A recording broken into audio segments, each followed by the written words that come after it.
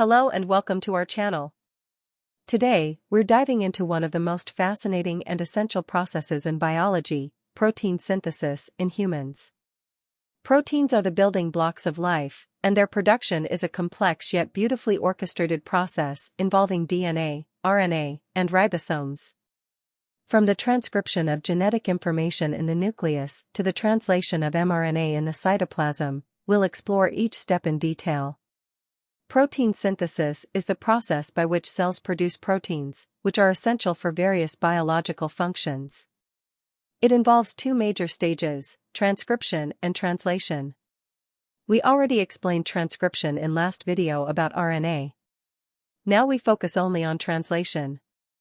Translation occurs in the cytoplasm, where ribosomes decode the mRNA to synthesize a polypeptide chain, protein. Components involved are: mRNA carries the genetic code from DNA.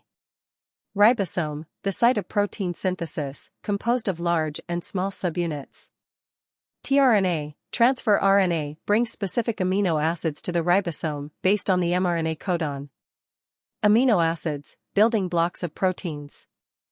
Initiation is the first step in translation, in which the ribosome assembles around the start codon of mRNA and the first amino acyl tRNA, forming the initiation complex.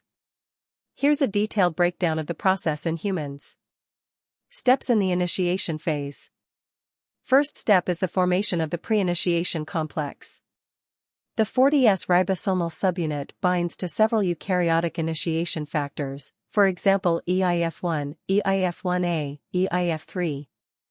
The initiator tRNA, MET-tRNAi MET, in association with EIF2 bound to GTP, joins the 40S subunit, forming the 43S pre-initiation complex.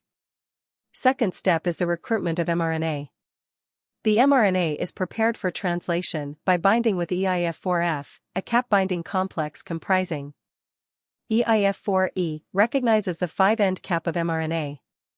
EIF4A functions as an RNA helicase to unwind secondary structures. EIF4G acts as a scaffold protein, interacting with other factors and the poly-A binding protein, PABP.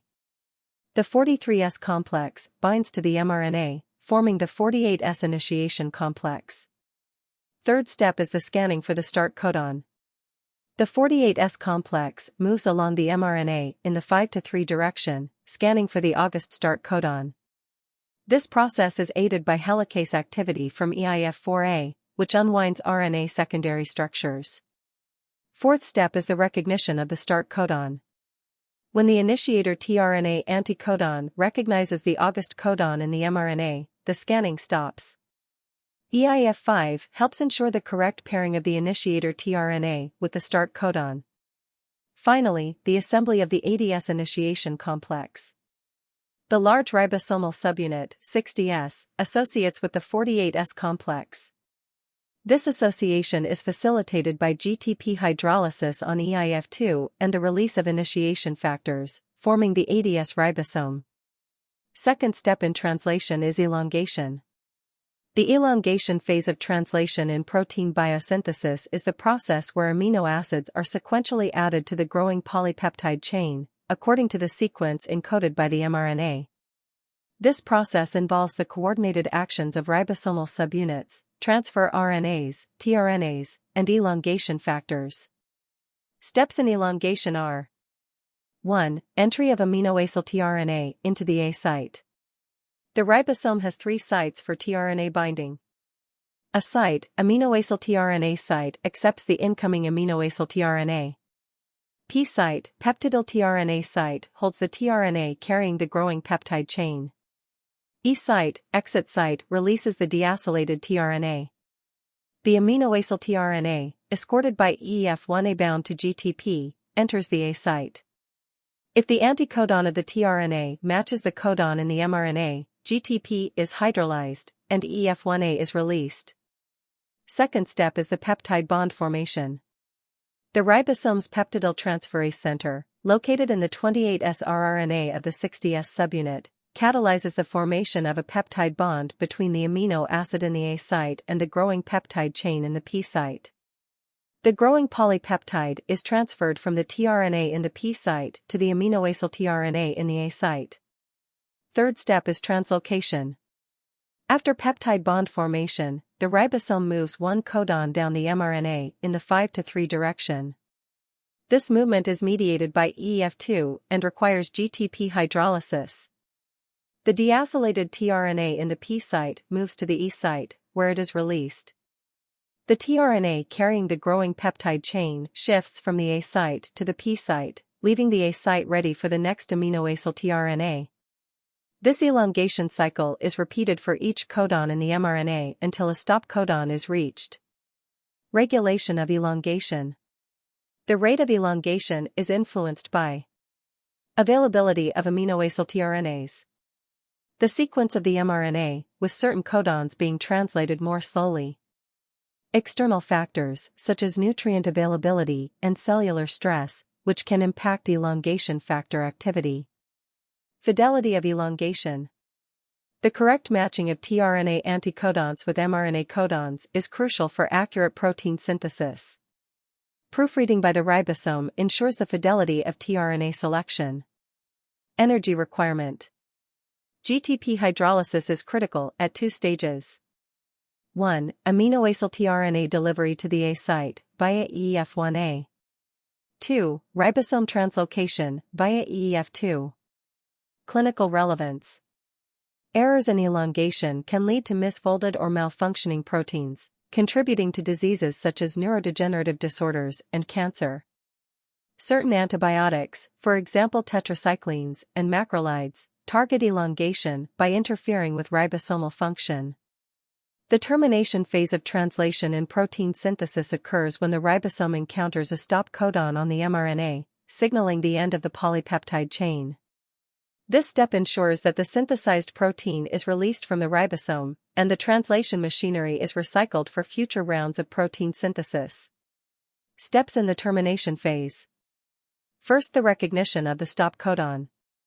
The ribosome reaches a stop codon on the mRNA in the A site.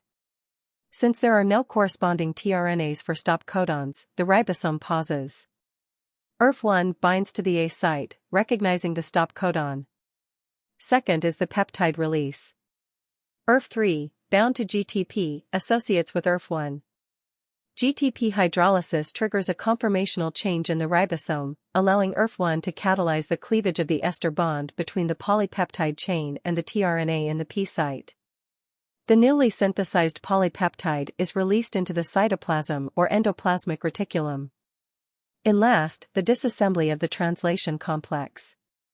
After peptide release, the ribosomal subunits, mRNA, and release factors dissociate.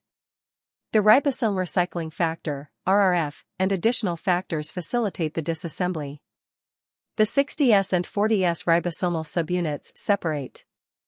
The mRNA is released for degradation or reuse. The tRNA is released and can be recharged with amino acids. Regulation of termination. Termination efficiency is influenced by stop codon context. Sequences surrounding stop codons can impact recognition. ERF availability. Cellular levels of release factors regulate termination. Post-translational modifications. Phosphorylation of release factors can modulate their activity. Fidelity of termination. Accurate recognition of stop codons is crucial to prevent read-through errors, where the ribosome fails to stop, leading to elongated, non-functional proteins. Clinical relevance. Genetic mutations.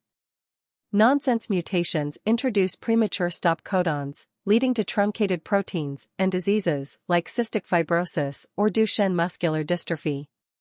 Drugs like atalurin aim to overcome premature termination by allowing ribosomes to read through nonsense mutations. Antibiotics. Certain antibiotics target termination by interfering with release factors or ribosomal activity. For example, purimycin mimics aminoacyl tRNA, leading to premature termination. And that brings us to the end of our journey through the amazing process of protein synthesis in humans. From the transcription of DNA into mRNA to the translation and assembly of proteins at the ribosome, we've seen how your cells work tirelessly to create the molecules that keep you alive and functioning.